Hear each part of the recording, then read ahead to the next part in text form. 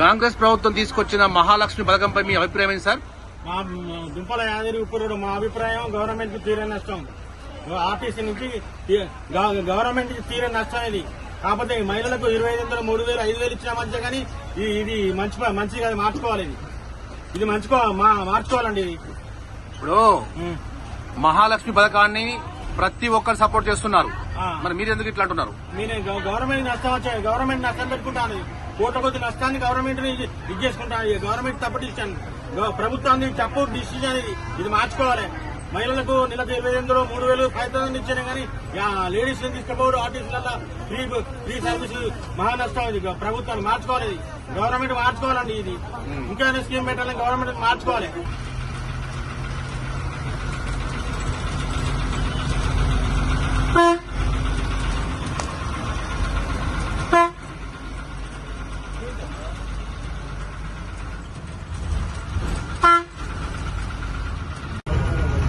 కాంగ్రెస్ ప్రభుత్వం తీసుకొచ్చినటువంటి మహాలక్ష్మి పథకాన్ని మహిళా లోకం పూర్తి స్థాయిలో సపోర్ట్ చేస్తున్న నేపథ్యంలో జేఎస్డబ్ల్యూ టీవీ, జై స్వరాజ్య వరల్డ్ టీవీ సౌజన్యంతో ఈరోజు మనము తొర్రూరులో ఉన్నాము.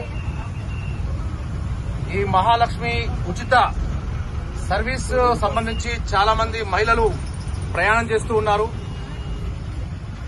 మహాలక్ష్మి స్కీమ్ పై వారి యొక్క అభిప్రాయం అడిగి తెలుసుకుందాం. తగిన బస్సులు లేకపోవడం వల్ల ప్రయాణికులు కొంత ఇబ్బంది పడుతున్నారు. జేఎస్డబ్ల్యూ టీవీ, జై స్వరాజ్య టీవీ సాక్షిగా మహాలక్ష్మి పథకాన్ని పూర్తి స్థాయిలో సపోర్ట్ చేస్తూ అదనంగా బస్సు యొక్క ఫెసిలిటీస్ కల్పించాలని చెప్పి మహిళలు కోరుతూ ఉన్నారు. బస్సులు ఎక్కువగా పెంచండి మహిళలు కోరుతూ ఉన్నారు.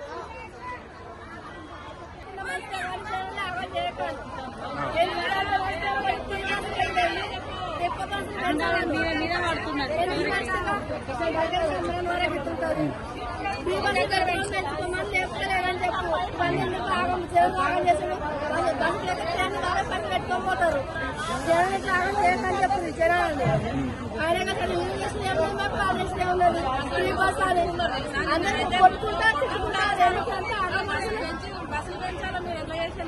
బస్సులు పెంచకుండా మంచిగా కాదు చేతి అర్థం చేయాలి, చేతి ఇట్లా చేయమని పెడితే ఫ్రీగానే పెట్టాలి మొత్తం, లేకపోతే పైసలు పెట్టుకోమని. అంటే ఇప్పుడు నిన్నగాక మొన్న మంత్రి గారు పొన్నం ప్రభాకర్ గారు బస్ ఫెసిలిటీని పూర్తి స్థాయిలో పెంచుతామంటున్నారు. అట్లనే పెంచమని ఉంటే అటలు ఉండవని ఉంటే ఇటలు ఉండవని ఏదైనా ఒకట్లే. కొన్ని ఫ్రీగా కొన్ని పైసలు అంటే కొంచెం ఆగమంటారు కదా మొత్తం. మహిళలకు ఇది పూర్తి స్థాయిలో ఉచితంగా ఉన్న ఈ సౌకర్యం అనేది ఇది పెట్టి కూడా ఒక కేవలం 1 వీక్ 10 days అవుతుంది కాబట్టి భవిష్యత్తులో కొన్ని వెహికల్స్ పెంచుతా అంటున్నారు. ఇంకా అట్లనే పెంచవాను, లేకపోతే ఇట్లనే పెంచవాను. ఈ మనసు జనాలు ఆగం చేయకని చెప్పు. ఈర గెలిచైనా ఆయన గెలిచైనా కూడా జనాలు ఆగం చేయకని చెప్పు. ప్రజాన్ని కొట్టుకొని తిట్టుకొని జనాలు ఎందుకు ఎంత ఆగం మనసులో పరిచయం చేసుడు. ఇష్టం ఉంటే చేసుకోమని చెప్తారు. ఒకరి గెలిచిన వేసుడు ఏం లేదు. కొట్టుకుని తిట్టుకోడు గడిచి ఫ్రీ వల్ల ఈ ఫ్రీ బస్సులను పెట్టి జనాలు ఆగం చేసుడు. ఈ ఫ్రీ బస్సులను పెట్టి కఠిన పెంచవాను, ఉంటే ఇక్కడ తీసుకోమాను, లేకపోతే ఇక్కడ పెట్టవాను. కానీ జనాలు మాత్రం ఆగం చేయకాను. కండక్టర్ గారు, మహాలక్ష్మి పథకము అందుబాటులోకి వచ్చి నేటికి కరెక్ట్ గా 12 days అండి. సో మీ తొర్రూరు డిపోకి ఈ రోజు మా జేఎస్డబ్ల్యూ టీవీ, జై స్వరాజ్య వరల్డ్ టీవీ రావడం జరిగింది. మహాలక్ష్మి పథకంపై మీ యొక్క అభిప్రాయం? మహాలక్ష్మి పథకం అనేది చాలా మంచి పథకం అండి. మహిళలకి, వృద్ధులకి, స్కూల్ పిల్లలకి చాలా అంటే చాలా మంచి పథకం అండి. దీనివల్ల మహిళలు బాగా హర్షిస్తున్నారండి. ముఖ్యంగా మేము చెప్పేది ఏంటంటే బస్సుల సంఖ్య పెంచాలండి. బస్సుల సంఖ్య పెంచి కొత్త ఉద్యోగాలు సృష్టించాలి. రిటైర్ ప్లేస్ లో ఉద్యోగాలు ఇవ్వట్లేదు.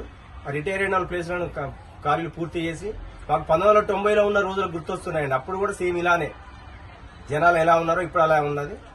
ప్రభుత్వానికి మా తరఫున చెప్పేది ఏంటంటే ఖాళీలు పూర్తి చేసి బస్సుల సంఖ్యను పెంచాలని కోరుకుంటున్నాం మా తొర్రూరు తిరుపతి నుంచి. ఈ మహాలక్ష్మి స్కీమ్ అందుబాటులోకి వచ్చిన కాంచి మహిళల రెస్పాన్స్ చాలా బాగుంది. ప్రతి ఒక్కరు కూడా కాంగ్రెస్ ప్రభుత్వాన్ని, ముఖ్యమంత్రి రేవంత్ రెడ్డిని 100% సపోర్ట్ చేస్తూ ఉన్నారు. అవునండి.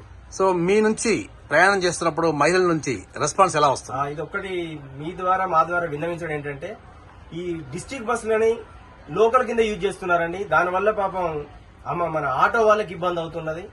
మా డిస్ట్రిక్ట్ రారా ఎక్కండి, ఇక్కడి నుంచి హైదరాబాద్ వస్తారా, హనుమకొండ వస్తారా, ఖమ్మం వస్తారా రండి. సిటీ లోకల్లో 5 కిలోమీటర్లకు 3 కిలోమీటర్లకు ఆపి దింపడం చాలా బాధ అనిపిస్తుంది. దీనివల్ల మీకు మీరే శత్రువులాగా దూరం పోయే వాళ్ళకి సీట్లు దొరకట్లేదు. మీరు దూరం రాండి కానీ లోకల్ బాగా ఎక్కబాకండి. లోకల్ వాళ్ళంటే మినిమం 10 కిలోమీటర్లు 15 కిలోమీటర్లు ఎక్కండి కానీ సిటీ లిమిట్స్ లో ఎక్కి ఇబ్బంది పెడుతున్నారు. దయచేసి ఇది ఒకటి గుర్తించాలి.